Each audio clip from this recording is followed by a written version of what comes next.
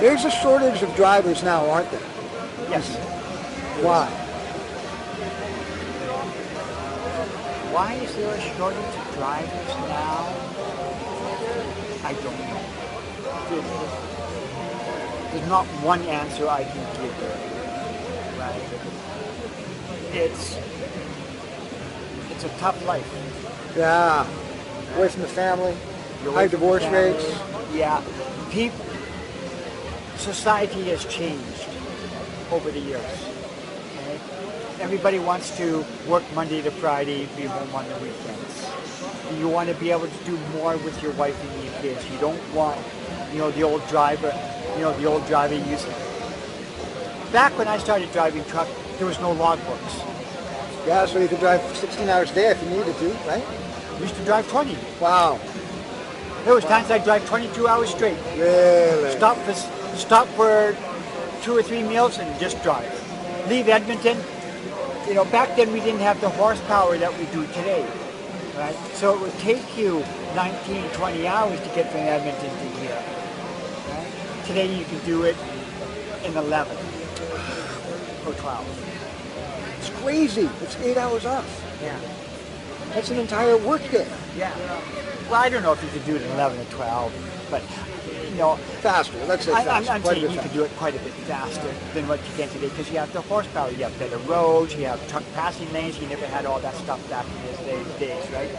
Society has changed. People don't want to be away from their wife and their kids, for weeks at a time. Yeah. That's the only reason I was getting to that, how long it would take. Yeah, no, right? That's a legitimate point. Because back then it was acceptable to be away from your family and to be on the road all the time. It's not so acceptable anymore. That's right. So, but you could get more working done if you do. Just do it more hours. People don't want to do that anymore. Are we doing enough to educate drivers, like Class 1 drivers? No, not in the slightest. So how do we fix it? This interview is going to be fascinating for people that read Road Truck Magazine. How do we fix that? How do you fix that? Yeah. To make it acceptable, not acceptable, No, to make safer. Safer? To your standards. How do you do that? How do you make it training?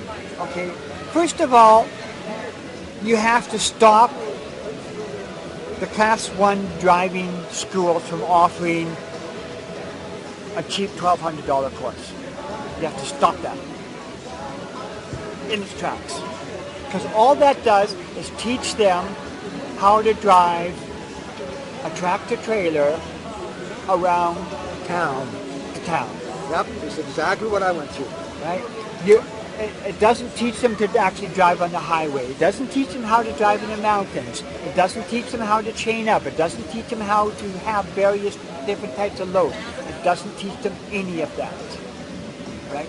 You have to get the government to classify it as an occupation. Okay? Mechanics, you go to school for 4 years to become a licensed mechanic, to be a welder, to be a baker, to be whatever. There's nothing for a truck driver. There's no course you can go to BCIT. Good point. Good point. Right? And it's not an occupation. It's what you do if you can't do anything else. You become a truck driver. That's right. Right? That's right. If you don't have the skills or the education, right, you can always go drive a truck. And that way of thinking is wrong. Right? It should be an occupation. It should be something that the government subsidizes, the same as they do. Like they pay you to go to school to be a mechanic. They pay you to school to become a baker. Right? They don't teach you to go be a truck driver. Yeah. Yes. And that's where the government falls down. They haven't made it an occupation that people say, oh, I want to go do that. Yeah. It should be like a sponsored mentorship program with an experienced trucker. Yeah. Yeah. And that should be part of the program. Okay, that shouldn't be all to end all. That should be part of the program. You should go to, it should be the same thing as any other trade.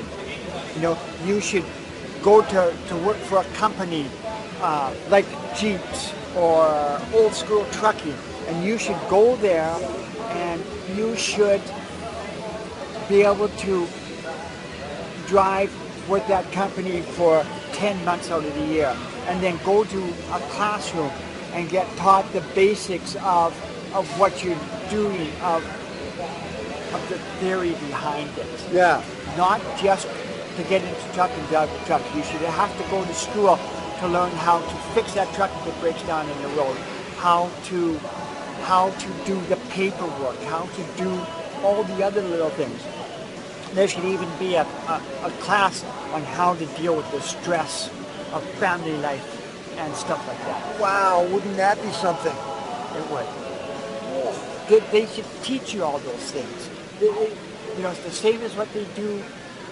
They teach you a lot of those things to be a mechanic, and bakers and stuff like that. Yeah. But they don't teach you those things, and it's a tough life. It's rewarding, Yes. right? And you're doing something for the economy, and you're doing something for all that other stuff, right? But they're not making it look that way. Yeah. Yeah, and they should. You know what? There's hundreds of thousands of truck drivers Yes. that are going to watch this interview and say, right on. They need to hear this information from your lips.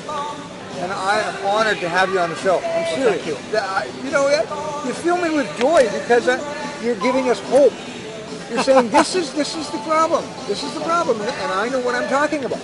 You know what you're talking about, right? Yeah. I mean, it's a fact, is it not?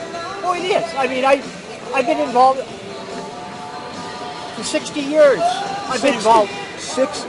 60 years. Okay. I remember helping my dad change tires back when I was 5 years old. I'm not quite 65, but Sure. 58 years old. Yeah. And I've been involved in the trucking business off and on in one way or another ever since. Fantastic. Alan, thank you so much. Thank you. He's going to shoot me if I don't let you go because okay. he's just chomping on the bit. He's just the judge is not the judge. You know what? He's been a great guest.